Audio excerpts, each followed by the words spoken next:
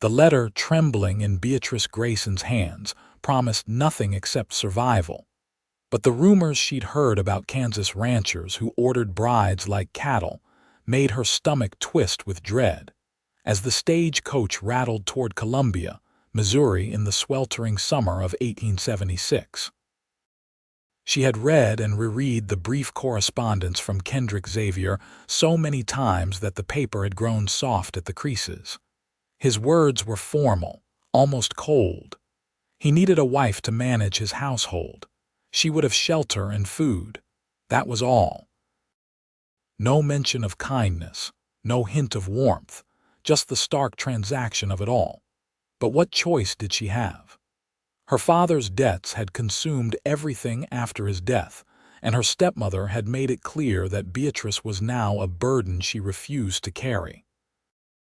The other women on the stagecoach chatted nervously among themselves, but Beatrice kept her gaze fixed on the passing landscape. Rolling hills gave way to flatter terrain, and the air grew thick with summer heat and the smell of dust. She wore her only good dress, a faded blue cotton that had been her mother's, altered to fit her smaller frame. At 22, she had resigned herself to spinsterhood in Boston, working as a seamstress for pennies. Now she was traveling halfway across the country to marry a complete stranger. Columbia appeared on the horizon like a promise or a threat. She couldn't decide which. The town was larger than she'd expected, with a proper main street lined with wooden storefronts, a bank, a saloon, and a general store. The stagecoach pulled to a stop in front of the livery stable, and the driver helped the passengers down. Beatrice clutched her single carpetbag, everything she owned in the world packed into that worn piece of luggage. "Miss Grayson." A deep voice made her turn. The man standing before her was not what she'd expected. Kendrick Xavier stood well over 6 feet tall, with broad shoulders that spoke of hard work and sun-bronzed skin that told of long days outdoors. His dark hair curled slightly at his collar, and his eyes were an unexpected shade of green that seemed to take her in with one sweeping glance. He wore clean work clothes and a hat he quickly removed when addressing her. "Mr. Xavier," she managed, her voice steadier than she felt. "Just Kendrick, please." He reached for her bag, and she noticed his hands were calloused but clean, his nails trimmed. "The ranch is about 5 miles out. I have a wagon waiting." She nodded, unsure what else to say. He didn't offer his arm, didn't make small talk, just led her to where a sturdy wagon stood with 2 horses hitched and ready. He helped her up onto the seat with a gentle hand at her elbow, then climbed up beside her and took the reins. They rode in silence for the first mile. Beatrice's heart hammered against her ribs. She tried to study him from the corner of her eye without being obvious. His profile was strong, almost stern, with a straight nose and a firm jaw that was clean-shaven. He looked to be perhaps 28 or 30, though it was hard to tell with men who spent their lives in the sun. "The house is modest," he finally said, his voice gruff. 2 bedrooms upstairs, parlor and kitchen downstairs. There's a root cellar and a barn. I run cattle mostly, some horses. I have 2 ranch hands who live in the bunkhouse." "I see," Beatrice said, though she didn't really. She'd never been on a ranch in her life. "I know this isn't what a woman dreams of," Kendrick continued, still not looking at her, "but I'll provide for you. You'll have what you need." "I don't expect much," she replied quietly. He did glance at her then, something flickering across his face that she couldn't read. "The Reverend will come tomorrow to perform the ceremony. Tonight you'll have the upstairs. I'll sleep in the barn." Beatrice felt a flush creep up her neck. She hadn't even considered the sleeping arrangements, too focused on her fear of what kind of man he might be. "That's not necessary. I mean, the barn seems uncomfortable." "It's one night," he said firmly. "Wouldn't be proper otherwise." The ranch came into view as they crested a gentle hill. It was indeed modest. but well-maintained. The house was a two-story structure painted white, with a porch that wrapped around the front. The barn was large and sturdy, painted red, and she could see cattle grazing in the distance beyond neat fencing. Gardens grew near the house, vegetables thriving in the rich soil. It was more than modest. It was beautiful in its simplicity. Kendrick helped her down from the wagon and carried her bag to the front door. Inside, the house was clean but sparse. The furniture was practical, handmade but well-crafted. The kitchen had a good stove, and through the window she could see a well with a pump. "I'll show you upstairs," he said, leading the way. The bedroom he indicated had a large bed with a simple quilt, a wardrobe, a washstand, and a window that looked out over the ranch. It was clean, almost unnaturally so, as though he'd scrubbed every surface in preparation for her arrival. "There's water in the pitcher," he said, setting her bag down. "I'll bring up some warm water if you'd like to wash before supper." "Thank you," she said, genuinely touched by the consideration. He nodded and left, his boots heavy on the stairs. Beatrice sank onto the bed, her legs suddenly weak. This wasn't at all what she'd expected. The house wasn't a hovel. Kendrick wasn't old or obviously cruel. He was formal, yes, and reserved, but he'd been courteous. She didn't know what to make of it. True to his word, he returned with a bucket of warm water, his eyes averted as he set it by the washstand. "Supper will be ready in an hour," he said, and disappeared again. Beatrice washed quickly, changing into her other dress, which was even more worn than the first. She braided her dark hair, pinned it up, and studied her reflection in the small mirror above the washstand. Brown eyes stared back at her, wide with uncertainty. She wasn't a beauty, she knew that. Her face was too angular, her mouth too wide, her figure too thin from years of making do with little food. But she was clean and respectable, and that would have to be enough. When she descended the stairs, following the smell of cooking, she found Kendrick at the stove stirring something in a pot. He looked up when she entered, and again that unreadable expression crossed his face. "Stew," he said. "Nothing fancy." "It smells wonderful," she replied honestly. When had she last eaten?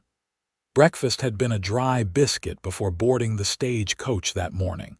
He ladled stew into 2 bowls and set them on the small table. They sat across from each other, and Beatrice bowed her head, murmuring a quick prayer of thanks. When she looked up, Kendrick was watching her with those green eyes. "You're religious," he observed. "My mother was. I suppose the habit stayed with me." He nodded and began to eat. The stew was actually good, hearty with beef and vegetables seasoned well. They ate in silence for a while before Beatrice gathered her courage. "May I ask you something?" "Go ahead." "Why did you send for a bride? You seem quite capable of managing on your own." Kendrick set down his spoon, considering his answer. "A ranch needs a woman's touch. And I'm tired of eating alone." He paused. "I was engaged once. She died of fever 4 years ago. Took me this long to accept she wasn't coming back." The raw honesty in his voice made Beatrice's throat tighten. "I'm sorry for your loss." "Life goes on," he said, but she heard the pain beneath the words. "What about you? What made you answer my advertisement?" "Desperation," she said simply. "My father died owing money we didn't have. I had nothing left in Boston but debts and a stepmother who considered me an inconvenience." "You're educated," he noted. "Your letters were well written. My mother taught me. She believed women should be able to read and write as well as any man. Wise woman." They finished their meal, and Beatrice insisted on washing the dishes. Kendrick showed her where everything was kept, then excused himself to check on the animals. She stood at the sink, washing bowls in the fading light, and tried to imagine this as her life. It was so different from Boston, from the cramped boarding house and the endless sewing. Here, There was space and sky and quiet. When Kendrick returned, he found her sitting on the porch, watching the sunset paint the sky in shades of orange and pink. "It's beautiful," she said softly. "It is," he agreed, but she got the sense he was looking at her, not the sky. "You should get some rest. Tomorrow will be a long day." "Yes," she said, rising. "Good night, Kendrick." "Good night, Beatrice." She climbed the stairs to the bedroom, changed into her nightgown, and slipped between the clean sheets. Sleep should have come easily after the long journey, but her mind raced. Tomorrow she would marry this stranger. Tomorrow her life would change irrevocably. She thought of the sadness in his voice when he'd mentioned his dead fiancée, and wondered if he would ever look at her with anything but polite distance. Morning came with birdsong and golden light streaming through the window. Beatrice woke disoriented, forgetting for a moment where she was. Then reality settled over her like a weight. This was her wedding day. She rose, washed, and dressed in her blue dress again, wishing she had something prettier to wear. When she went downstairs, the house was quiet. She found the kitchen empty but noticed the stove was still warm. Uncertain what to do, she stepped outside and nearly collided with Kendrick coming up the porch steps. He was carrying a tray. "Oh," she said, startled. "I thought you might like breakfast before the Reverend arrives," he said, and there was something almost shy in his expression. "Didn't know if you'd be comfortable eating with me this morning, so I thought I'd bring it up to you." Beatrice stared at the tray. There were eggs, bacon, fresh bread with butter, and a cup of coffee. Steam rose from it all, still hot from the stove. "You made me breakfast." Her voice came out as barely a whisper. "Wasn't sure what you liked," he said, still holding the tray. "But these are the basics." Something in her chest cracked open. All the fear she'd carried, all the stories she'd heard of cruel men who treated mail-order brides like servants or worse. None of it matched this moment. This man, this stranger, had made her breakfast and planned to serve it to her in bed.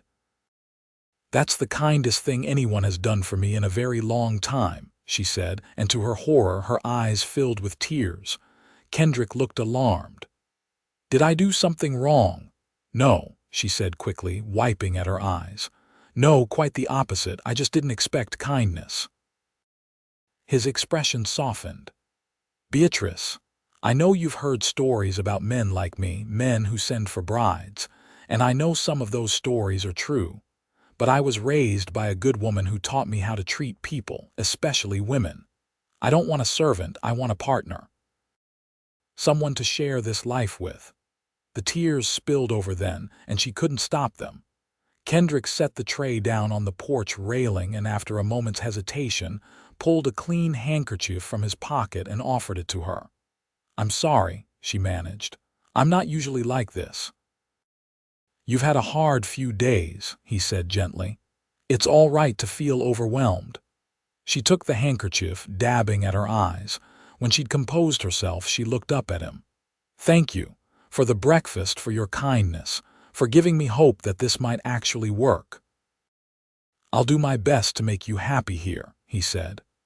"I know I'm not much of a talker and ranch life is hard work, but you'll never want for food or shelter and I'll never raise a hand to you. That's a promise." "That's more than I dared hope for," she said truthfully. He picked up the tray again.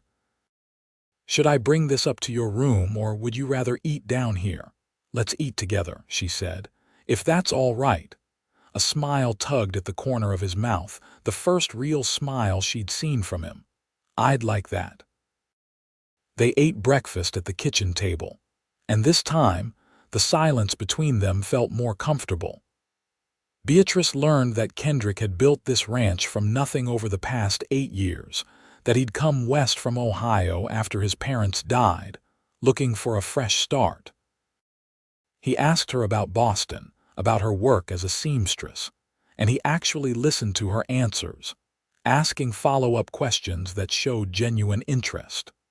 The Reverend arrived mid-morning, a cheerful man in his 50s named Reverend Thomas, who seemed delighted to perform the ceremony. He brought his wife as a witness, a plump woman named Martha who fussed over Beatrice's dress and insisted on pinning a few wildflowers in her hair. "There," Martha said, stepping back to admire her work. "Every bride should have flowers." The ceremony was brief, conducted in the parlor with sunlight streaming through the windows. Beatrice's hands shook as she repeated her vows, but Kendrick's voice was steady and sure. When the Reverend pronounced them husband and wife, Kendrick leaned down and pressed a chaste kiss to her forehead. "Welcome home, Mrs. Xavier," he said softly, and the name sent a thrill through her. Martha had brought a cake, which they shared over coffee. The Reverend regaled them with stories of other weddings he'd performed, and for a little while it felt almost festive.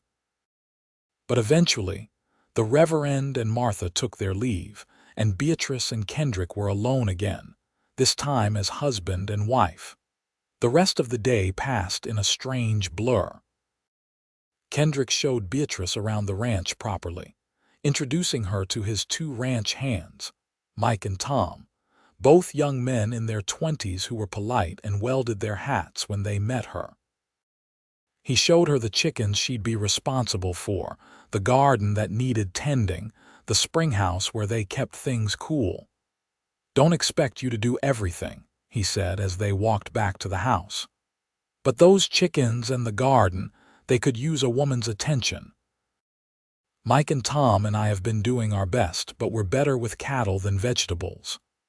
"I can do that," Beatrice assured him. She'd never tended chickens before, but how hard could it be? As evening approached, the awkwardness returned. They were married now. There were expectations. Beatrice felt her anxiety rising as she helped Kendrick prepare supper, trying not to think about what came next.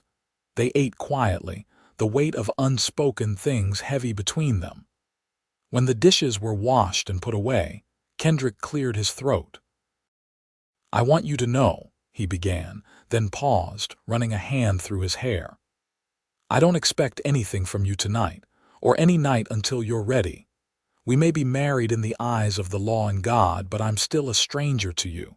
I can sleep downstairs on the settee until you're comfortable." Beatrice felt relief wash over her, followed quickly by something else. Gratitude, yes, but also a growing affection for this considerate man. "Thank you," she said. "I appreciate that more than you know." He nodded, looking relieved himself. "I'll just go check the barn one more time. You take the bedroom." That night, lying alone in the big bed that was now technically hers, Beatrice listened to the sounds of the ranch settling down for the night. Somewhere in the house below, Kendrick was trying to sleep on a settee that was far too short for his tall frame. The thought troubled her. He'd been nothing but kind, nothing but respectful, and here he was, uncomfortable in his own home because he wanted her to feel safe. The next morning, she woke to the smell of coffee and cooking. When she made her way downstairs, still in her nightgown and wrapper, she found Kendrick at the stove again, this time making flapjacks. "Morning," he said, glancing up. "Thought you might like to sleep in a bit." "You're making breakfast again," she observed.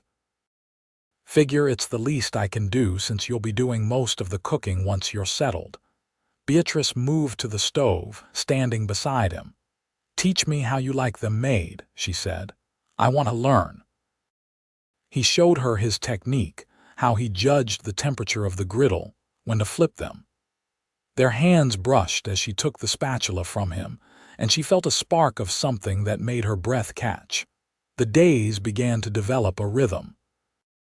Kendrick would wake early and handle the livestock while Beatrice started breakfast. They'd eat together, then he'd head out to work on the ranch while she tended the chickens, worked in the garden, and managed the house. Kendrick came in for lunch, which they also ate together, and then supper in the evening became the time when they talked the most. Slowly, Beatrice learned more about her husband. He had a dry sense of humor that snuck up on her, making her laugh when she least expected it. He was patient, never snapping at her when she made mistakes, like the time she left the chicken coop open and it took hours to round them all up. He loved to read and had a small collection of books that he shared with her freely. He was gentle with the animals, firm but never cruel. And he still slept on the settee. A week into their marriage, Beatrice made a decision. She came down the stairs after he'd already settled in for the night, carrying a pillow and blanket. "Beatrice," he sat up, confused. "Is something wrong?" "That settee is too small for you," she said. "You must be miserable." "I'm fine," he insisted. "You're not. I can hear you shifting around all night trying to get comfortable." She took a breath. "The bed is large enough for both of us. We can put pillows between us if you want. But this is your house, and you shouldn't be driven from your own bed." Kendrick studied her for a long moment. "Are you sure?" "Yes," she said, and she was. That night they lay on opposite sides of the bed with a row of pillows between them like a wall. It was awkward at first, both of them stiff and overly aware of the other's presence. But eventually, exhaustion won out and they slept. Beatrice woke in the deep of night to find she'd rolled over, her hand resting on the pillow barrier. On the other side, she could just make out Kendrick's form in the darkness. His breathing was deep and even, and she felt a strange sense of peace wash over her. She was sharing a bed with her husband and she felt safe. The days turned into weeks, and summer deepened. Beatrice fell into the rhythms of ranch life more easily than she'd expected. The work was hard, but satisfying in a way her sewing never had been. She could see the results of her labor in the thriving garden, the plump chickens, the clean house. And every day, her respect and affection for Kendrick grew. He continued to surprise her with small kindnesses. He brought her wildflowers from the fields. He fixed a shelf in the kitchen without her asking because he noticed she needed more storage. He asked her opinion on ranch decisions, actually listening to her thoughts. When she mentioned missing books, he rode into town and came back with 3 new novels tucked in his saddlebag. The pillow wall between them in bed grew smaller, then disappeared altogether, though they still maintained a respectful distance. Sometimes Beatrice would wake to find Kendrick already gone, but there would be coffee waiting for her downstairs. Other times, she'd wake first and watch him sleep, studying the face that had become so dear to her. One evening in late August, a storm rolled in fast and furious. Beatrice was in the garden, trying to harvest what she could before the rain hit, when the sky opened up. She ran for the house, but she was soaked through in seconds. She burst through the door, laughing at the absurdity of it, and found Kendrick in the kitchen, also dripping wet. "Beat you back," she said, still laughing. "I had farther to run," he protested, but he was smiling too. They stood there, both of them soaked, water pooling on the floor, and suddenly the laughter faded. Kendrick's eyes moved over her face, and Beatrice saw something in them she hadn't seen before. Want. Need. Love, maybe. "Beatrice," he said, his voice rough, "I need to tell you something." "What is it? This arrangement, this marriage. It's become more to me than just a partnership." He took a step closer. "You've become more to me. I look forward to seeing you every morning. I think about you all day while I'm working. And at night, having you beside me, it's the best part of my day." He paused, seeming to struggle for words. "I'm falling in love with you." "No, that's not right. I've already fallen. I love you, Beatrice." Her heart was pounding so hard she thought he must be able to hear it. "Kendrick, You don't have to say anything," he said quickly. "I just needed you to know. I don't expect you to feel the same. I know this started as a practical arrangement." "Kendrick," she said more firmly, "stop talking and let me finish." He closed his mouth, waiting. "I love you too," she said, the words tumbling out. "I think I started falling for you that first morning when you brought me breakfast. No one had ever treated me with such consideration. And every day since, You've shown me what it means to be truly cared for. I love you so much it scares me sometimes." The smile that broke across his face was like the sun coming out. "Really, really," she confirmed. He closed the distance between them and cupped her face in his hands, his thumbs brushing her cheeks. "May I kiss you, properly this time?" "Yes," she breathed. His lips met hers, gentle at first, then deeper as she responded. Her hands came up to grip his wet shirt, pulling him closer.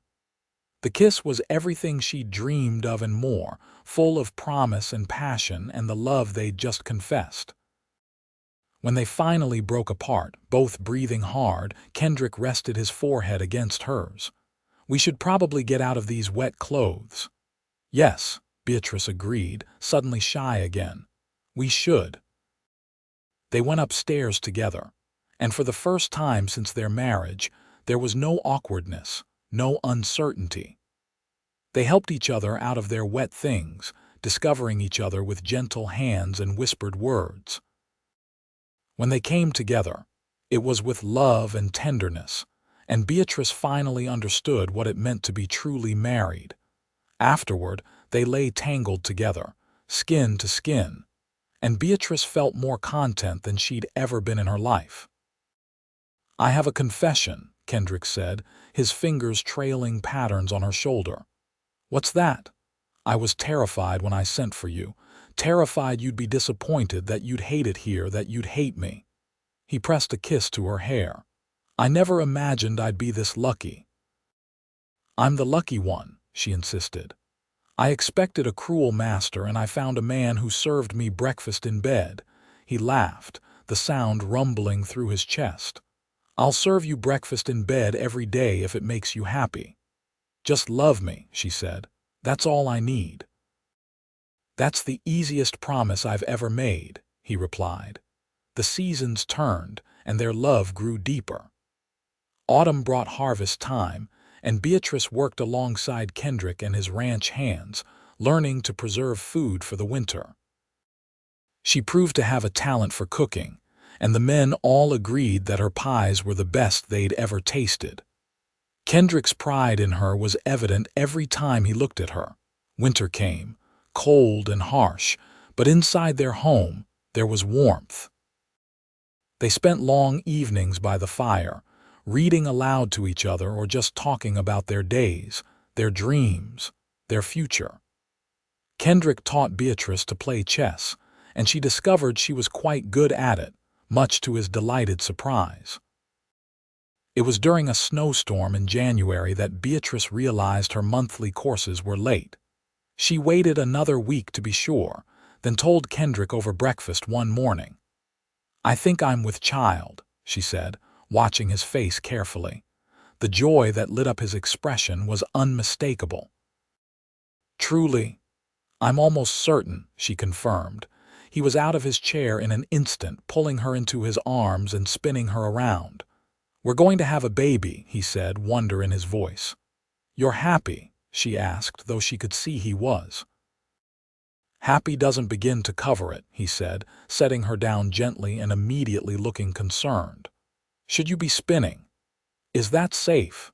Should you be sitting down?" She laughed at his sudden worry. "Kendrick, I'm fine. Women have been having babies since the beginning of time. I'm not fragile." But he fussed over her anyway, insisting she rest more, not lift anything heavy, eat more at every meal. It would have been annoying if it hadn't been so endearing. He was going to be a wonderful father. Spring brought new life to the ranch in preparation for their new arrival. Beatrice sewed tiny clothes while Kendrick built a cradle, his hands careful and precise as he carved designs into the wood. They argued good-naturedly about names, both of them secretly hoping for a healthy baby, regardless of whether it was a boy or girl. Martha from the church came to visit regularly, bringing advice and hand-me-down baby items. She'd become a good friend to Beatrice, and her experience raising 5 children of her own was invaluable. "That man of yours is besotted," Martha observed one afternoon as they sat on the porch, watching Kendrick work with a new horse in the corral. "I've never seen a man so in love." "I'm rather besotted myself," Beatrice admitted, her hand resting on her growing belly. Summer arrived again, marking almost a year since Beatrice had first come to the ranch. She was large with child now, moving more slowly but still insisting on doing her chores. Kendrick had finally put his foot down about her lifting anything heavy, and she'd agreed if only to stop him from worrying so much. The baby came on a hot August night, almost exactly a year after Beatrice and Kendrick had confessed their love during that rainstorm. Martha attended the birth, along with the doctor from town, and Kendrick paced downstairs, driving Mike and Tom crazy with his anxious energy. When the baby's cry finally pierced the night, Kendrick nearly fell over himself rushing up the stairs. He burst into the room to find Beatrice exhausted but smiling, holding a tiny bundle. "A son," Martha announced proudly. "A big, healthy boy." Kendrick approached the bed like he was in a dream, his eyes fixed on the baby. "He's perfect," he breathed. "Want to hold him?" Beatrice asked. Carefully, so carefully, Kendrick took his son into his arms.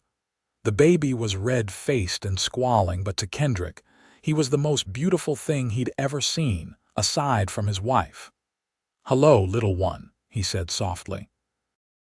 "I'm your father, and I promise I'm going to do everything I can to be worthy of you." They named him James Kenneth Xavier, after both of their fathers. James had Kendrick's dark hair and Beatrice's brown eyes, and from the start, he was the center of their world. The first months with a new baby were exhausting. Beatrice was often up in the night feeding James, and Kendrick would wake with her, keeping her company in the darkness, bringing her water or whatever she needed. During the day when James napped, Kendrick insisted Beatrice rest too, taking on more of the household chores himself. "You're going to spoil me," she protested one afternoon when he brought her tea while she nursed James. "That's the idea," he replied, dropping a kiss on her head. As James grew from an infant into a curious baby, the ranch thrived. Kendrick had expanded his herd, and the ranch was turning a good profit. They hired another ranch hand, a young man named Pete who was good with horses. Beatrice's garden flourished, producing more than enough for their household with plenty to sell in town. On their second anniversary, Kendrick surprised Beatrice with a gift. He led her outside where a beautiful mare stood waiting, already saddled. "She's yours," he said. "I know you've wanted to learn to ride properly.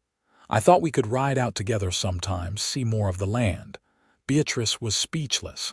The mare was gorgeous, a dappled gray with gentle eyes. "She's beautiful." "Her name's Daisy," Kendrick said. "The man I bought her from said she's good-natured and patient, perfect for learning." Over the following weeks, Kendrick taught Beatrice to ride. She proved a natural, and soon they were taking long rides together on Sunday afternoons, James secured in a special carrier Kendrick had designed.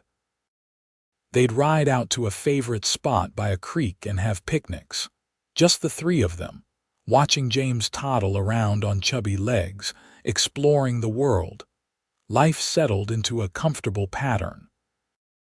James grew into a bright, energetic toddler who followed his father everywhere, mimicking his walk and trying to help with chores. Beatrice was content in a way she'd never imagined possible. The desperate, fearful woman who'd arrived in Colombia 3 years ago felt like a different person entirely. One evening, as they sat on the porch watching James play in the yard under Martha's watchful eye, she'd come for supper. Kendrick took Beatrice's hand. "You ever regret it?" he asked quietly. "Answering my advertisement, coming here." Beatrice turned to look at him, seeing the vulnerability in his eyes. Even after all this time, part of him still couldn't quite believe this was real. "Not for a single moment," she said firmly. "This life, this ranch, you and James, it's everything I never knew I wanted." I was so afraid when I came here. I'd heard such terrible stories about mail-order brides, about the men who sent for them. I expected cruelty, indifference at best. And instead, he prompted, instead I found you. A man who served me breakfast in bed on my first morning, who treated me with respect and kindness from the very start, who gave me time to fall in love instead of demanding it as his right. She squeezed his hand. You gave me a home, Kendrick, not just a house, but a real home filled with love. How could I ever regret that? He pulled her close, kissing her temple. I love you, Beatrice Xavier. I love you too, she replied. James came running up then, demanding his father's attention, and Kendrick scooped him up, tossing him in the air and catching him, much to the boy's delight. Watching them, Beatrice felt her heart swell with happiness. That winter, Beatrice discovered she was expecting again. This time, Kendrick was slightly less frantic, though still attentive to her every need. James was excited to become a big brother. Though at 3 years old, he didn't fully understand what that meant. The baby arrived in early spring, this time a daughter with Kendrick's green eyes and a cap of dark hair. They named her Rose Marie Xavier. And if they'd thought James had wrapped them around his finger, Rose proved even more effective. Kendrick, tough rancher that he was, melted completely when his daughter looked at him. I'm outnumbered now, he joked one evening, holding Rose while James climbed into his lap too. 3 against 1. You love it, Beatrice said, smiling at the picture they made. I do, he admitted. I really do. The ranch continued to prosper. They added on to the house, building a proper room for James and a nursery for Rose. Kendrick bought more land, expanding their grazing area. Mike eventually married a girl from town and built a small house on the edge of the property, staying on as foreman. Tom moved on to start his own spread farther west, but Pete stayed, proving himself invaluable. Years passed in a blur of busy, happy days. James grew into a serious boy who loved the ranch and the animals, following in his father's footsteps. Rose was bright and fearless, keeping everyone on their toes. When James was 8 and Rose was 5, Beatrice gave birth to another son, Daniel, who proved to be the calmest of their children, content to watch the world with wise eyes. Beatrice sometimes stood on the porch, watching her family, and marveled at how life had turned out. She'd come to Columbia expecting the worst and found the best instead. Kendrick had given her everything she'd never dared dream of: love, security, purpose, and a family of her own. On their 10th anniversary, Kendrick took her back to that spot by the creek where they'd had so many picnics over the years. The children were with Martha, giving them a rare evening alone. You remember what you said that rainy night? Kendrick asked as they sat by the water, the setting sun painting the sky in brilliant colors. When we first told each other how we felt. I said a lot of things that night, Beatrice teased, though she knew exactly what he meant. You said you expected a cruel master and found a man who served you breakfast in bed, he recalled. I've been thinking about that a lot lately. Why? Because I want to make sure I never stop being that man, he said seriously. I never want you to regret choosing me, choosing this life. Beatrice cupped his face in her hands, looking into those green eyes that still made her heart skip. Kendrick Xavier, you are the best man I've ever known. You've given me a life beyond my wildest dreams. Every single day you show me what love really means. How could I ever regret that? I just want you to be happy, he said. I am, she assured him. So happy. Sometimes I wake up and have to remind myself this is real, that I actually get to keep you and the children and this beautiful life we've built. He kissed her then, deep and sweet, and she melted into him the way she always did. Some things never changed, and the way Kendrick could make her feel with just a kiss was one of them. I have something for you, he said when they parted. He pulled a small box from his pocket and opened it to reveal a delicate gold locket.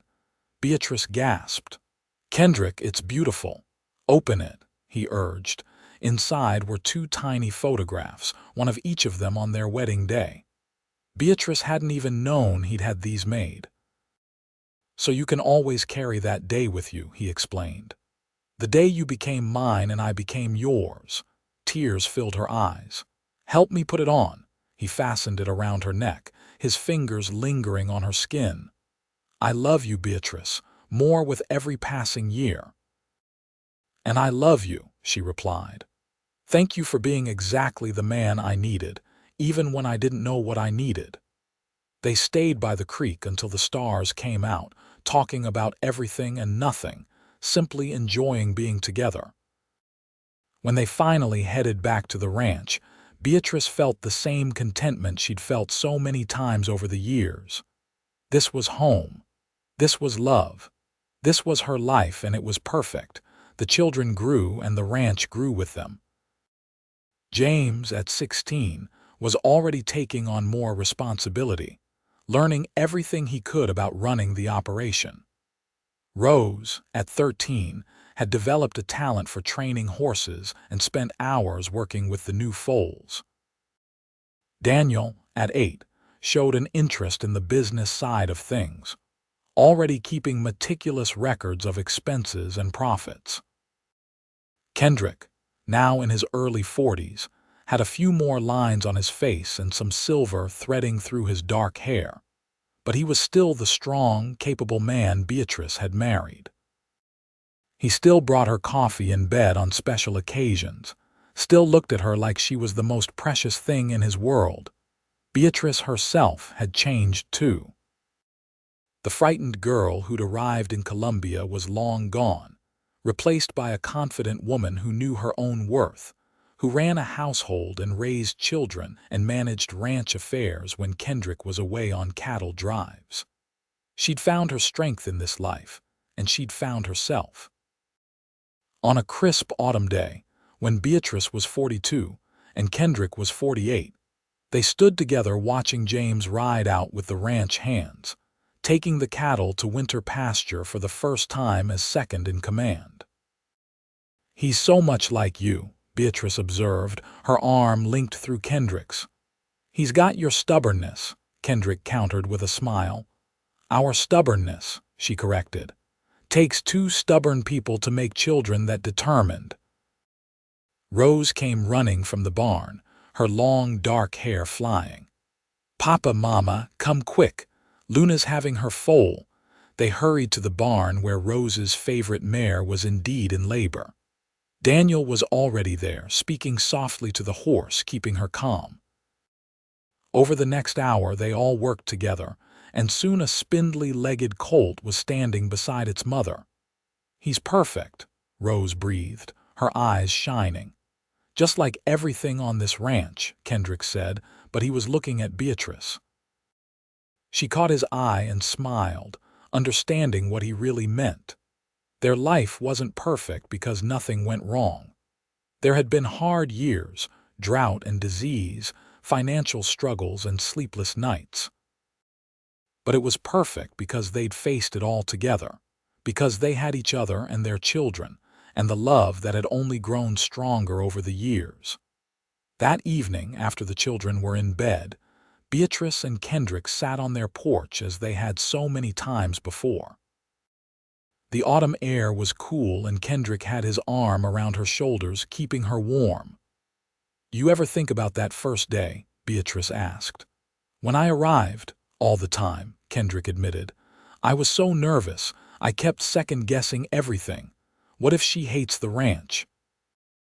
What if she's disappointed in me? What if I can't make her happy?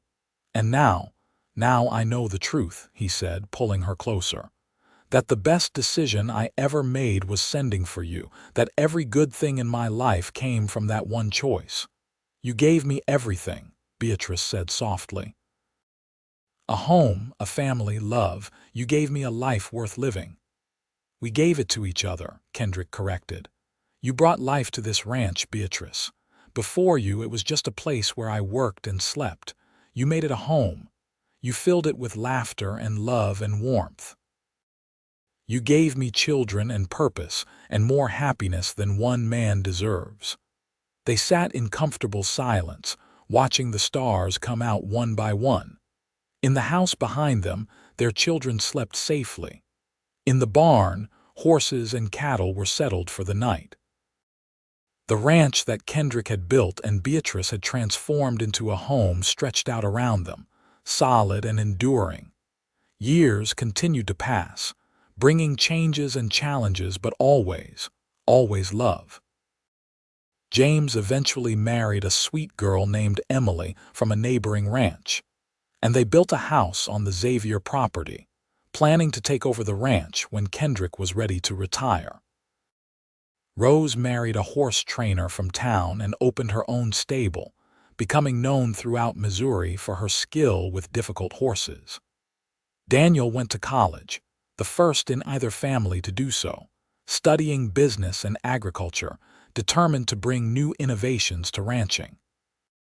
Kendrick and Beatrice became grandparents, delighting in spoiling their grandchildren in ways they never had their own children. They watched their family grow and spread, always remaining the solid center that everyone returned to. On their 30th anniversary, Beatrice woke to the smell of coffee and bacon. She smiled before she even opened her eyes. Some traditions never died. Kendrick appeared in the doorway carrying a tray laden with breakfast. "Breakfast in bed for my bride," he announced, his voice rougher now with age but still warm with love.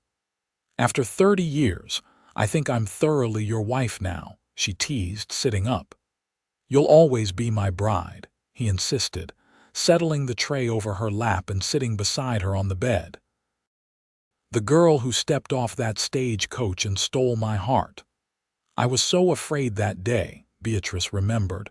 "I thought I was heading for a life of misery. And instead I found you," she said simply. "The man who served me breakfast in bed the very first morning, who showed me what kindness looked like, who taught me that love is possible even in the most unexpected circumstances." Kendrick took her hand, his thumb rubbing over the simple gold band she still wore. "I never told you this, but the night before you arrived, I almost sent a telegram telling you not to come. I was convinced I was making a mistake, that I couldn't possibly make a mail-order bride happy. What changed your mind?"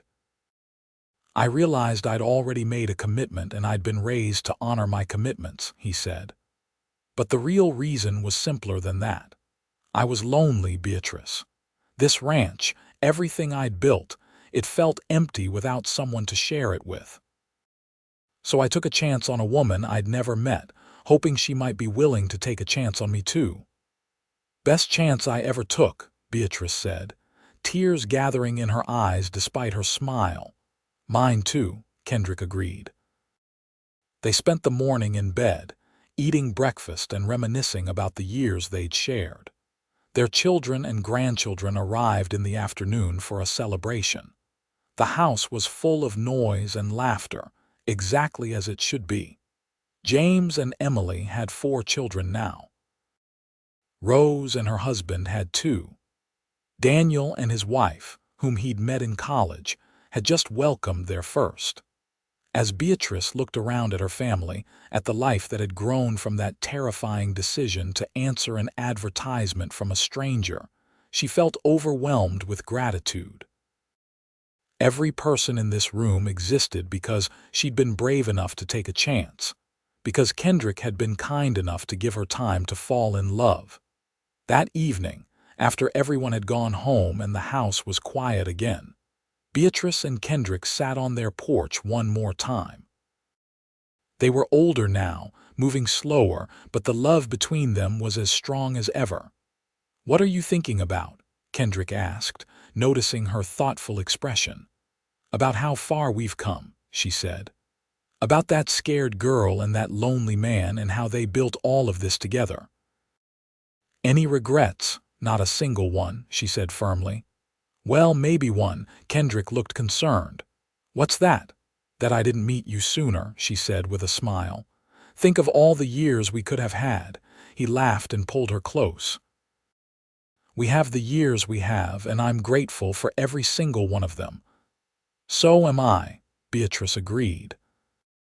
As the sun set on another day, painting the sky in shades of orange and pink, just like it had that first evening 30 years ago, Beatrice rested her head on Kendrick's shoulder and felt completely at peace. She'd come to Columbia expecting a cruel master and found instead a partner, a lover, a best friend, and the great love of her life. The ranch would continue without them someday, passing into James and Emily's capable hands. The family they'd created would continue to grow and thrive. But this right here, this quiet moment on the porch with the man who'd shown her what love really meant, this was everything. "Thank you," she said softly. "For what?" "For the breakfast in bed, for all the kindness, for choosing me." "Thank you for saying yes," Kendrick replied. "For taking a chance on a lonely rancher who didn't know how to express what he was feeling. For building this life with me. For loving me. Always," Beatrice promised. "From that first morning until my last day, I will always love you, and I will always love you," Kendrick replied. They sat together as the stars began to appear. Two people who had started as strangers bound by a practical arrangement and became soulmates who couldn't imagine life without each other. The mail-order bride who expected cruelty had found love instead, and the lonely rancher who needed a wife had found his heart's home. In the years that followed, they continued their quiet life on the ranch.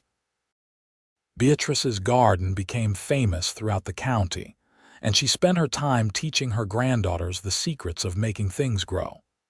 Kendrick, though he'd officially turned the ranch over to James, still rode out most days, unable to fully give up the work he loved. They celebrated birthdays and holidays, surrounded by their ever-growing family. They mourned together when Martha passed away peacefully in her sleep at 82, grateful for the friendship she'd given them. They rejoiced when Daniel's business innovations helped not just their ranch but many others in the area thrive. On quiet evenings, they still sat on their porch, holding hands and watching the sunset. Sometimes they talked, sharing memories or making plans. Sometimes they simply sat in comfortable silence, needing no words to communicate the love they felt. When Beatrice was 65, she fell ill with pneumonia during a harsh winter. Kendrick barely left her side, holding her hand through the fever, bringing her broth and medicine, reading to her when she was strong enough to stay awake. She recovered, though it took weeks, and Kendrick's relief was palpable. "You scared me," he admitted one evening as she sat propped up in bed, finally feeling more like herself. "I'm not going anywhere," she assured him. "We have too many more sunsets to watch together." "Good," he said, kissing her forehead, "because I'm not done loving you yet." "You'll never be done," she teased. "Neither will I." They were both in their 70s when Kendrick's heart began to give him trouble. The doctor told him to slow down, to rest more, but Kendrick was stubborn. He'd been working his whole life. He didn't know how to stop. Beatrice finally put her foot down. "The ranch is in good hands," she said firmly. "James knows what he's doing. It's time for us to enjoy the life we've built instead of always working to maintain it." Kendrick grumbled but agreed. They spent more time with their grandchildren, teaching them what they'd learned over a lifetime. They took gentle rides on their horses, moving slower but still enjoying the land they loved. They rode together, cooked together, and cherished every moment they had. On their 50th anniversary, their entire family gathered for a massive celebration. There were children and grandchildren, and even a few great-grandchildren now. A whole sprawling family tree that had grown from the union of a frightened mail-order bride and a lonely rancher. James stood to make a toast, his voice thick with emotion.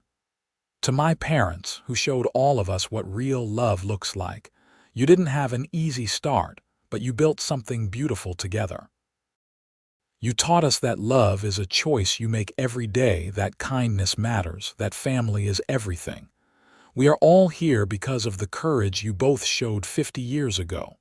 To Mama and Papa. To Mama and Papa, the whole family echoed, raising their glasses. Beatrice looked at Kendrick, tears streaming down her face, and saw his own eyes were wet. They'd done this. They'd created this beautiful, chaotic, loving family, all from that one decision to take a chance on each other. That night, back in their quiet home, Beatrice and Kendrick lay in the bed they'd shared for half a century. 50 years, Kendrick mused. Seems impossible. Seems like yesterday, Beatrice countered. I can still remember exactly how I felt stepping off that stagecoach, seeing you for the first time. What did you feel? Terror, mostly, she admitted with a laugh. But also a tiny spark of hope. You were so much kinder looking than I'd expected. And then, when you brought me breakfast that first morning, when you were so gentle and respectful, I knew I'd been given a gift I didn't deserve. You deserved everything good in this world, Kendrick said fiercely. You deserved to be cherished and loved and treated like the treasure you are. You made sure I was, she said softly. Every single day. They drifted off to sleep in each other's arms, exactly as they had for 50 years. The years grew shorter as they do in the autumn of life, but no less sweet. Kendrick's heart continued to weaken, and there were days when he could barely make it down the stairs. But Beatrice was always there, supporting him, encouraging him, loving him through every difficult moment. One spring morning, when Beatrice was 78 and Kendrick was 84, Kendrick woke early as he always had. But instead of getting up, he stayed in bed, watching Beatrice sleep. She was still beautiful to him, every line on her face a story of their life together. She stirred and opened her eyes to find him watching her. "Good morning," she murmured. "Good morning, my love," he replied. "What are you doing awake so early?" "Just thinking about how lucky I am," he said. "How grateful I am for every day I've had with you." Something in his tone made her look at him more closely. "Kendrick, are you all right?" "I'm perfect," he assured her. "Being here with you, I'm perfect." He took her hand. "Beatrice, if anything happens to me, I need you to know something." "Nothing's going to happen," she said, fear creeping into her voice. "Listen," he insisted gently. "I need you to know that you were the best thing that ever happened to me, that every moment with you was a gift, that I have no regrets, no wishes for things to have been different. You gave me a life full of love and meaning, and I'm grateful for every second of it. Kendrick, you're scaring me." "Don't be scared," he said, reaching up to touch her face. "I love you, Beatrice Grayson Xavier. I have loved you from the moment you stepped off that stagecoach, and I will love you beyond my last breath." "I love you too," she whispered, tears streaming down her face. He smiled at her, that same smile that had made her heart skip 53 years ago, and then his eyes closed. His breath slowed, then stopped, his hand still holding hers. "Kendrick," she said, her voice breaking. "Kendrick, no, please, no." But he was gone, slipping away peacefully in the home they'd built together, his last sight the face of the woman he'd loved more than life itself. The family gathered to mourn and celebrate the life of Kendrick Xavier. He was buried on the ranch he'd built, overlooking the land he'd loved. The funeral was attended by what seemed like half of Missouri, testimony to the respect and affection so many had held for him. Beatrice stood at his grave, supported by her children, and spoke through her tears. "He was the best man I ever knew. He showed me what love means, what kindness looks like, what it means to build a life together. I came to Columbia 53 years ago expecting the worst and found the best instead. He gave me everything, and I will miss him every day for the rest of my life." The days that followed were hard. The house felt empty without Kendrick's presence, but Beatrice was not alone. Her children and grandchildren made sure of that, visiting daily, staying over often, filling the house with the noise and love that had always defined it. James found his mother one morning sitting on the porch, looking out at the sunrise. "Mama," he said gently, "you all right?" "I am," she said, and she meant it. "I was just thinking about your father, about the first time he brought me breakfast in bed. I thought it was the kindest thing anyone had ever done for me. I didn't know then that it was just the beginning, that he'd spend the rest of his life showing me kindness in 1,000 different ways." "He loved you so much," James said. "And I loved him," Beatrice replied. "Still do. Death doesn't stop love, you know. It just changes how you express it." She lived another 3 years, surrounded by her loving family. She taught her great-grandchildren to garden, told them stories about their grandfather, and made sure they knew the story of how a frightened mail-order bride and a lonely rancher found love against all odds. On a warm summer evening, Beatrice Grayson Xavier passed away peacefully in her sleep, a smile on her face. They buried her beside Kendrick, reuniting them in death as they'd been in life. At the funeral, it was Rose who spoke for the family. "Our mother taught us many things, but the most important was how to love. She showed us that love isn't just a feeling, it's a choice you make every day. She chose to love our father every day of their life together, and he chose to love her. They built a family, a ranch, a legacy of love that will continue long after they're both gone. We are all here because a scared young woman was brave enough to answer an advertisement, and a good man was kind enough to serve her breakfast in bed. That kindness, that love, it changed everything. And we will carry it forward, making sure that their story, their love, lives on through all of us." The ranch continued to thrive under James's management, eventually passing to his children and then to his grandchildren. The house where Kendrick and Beatrice had raised their family remained the heart of the operation, lovingly maintained and treasured. Their story became family legend, told and retold to each new generation.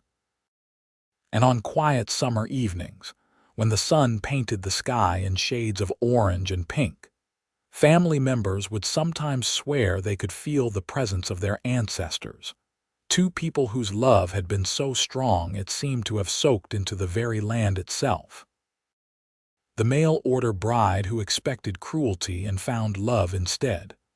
The lonely rancher who took a chance on a stranger and found his soulmate.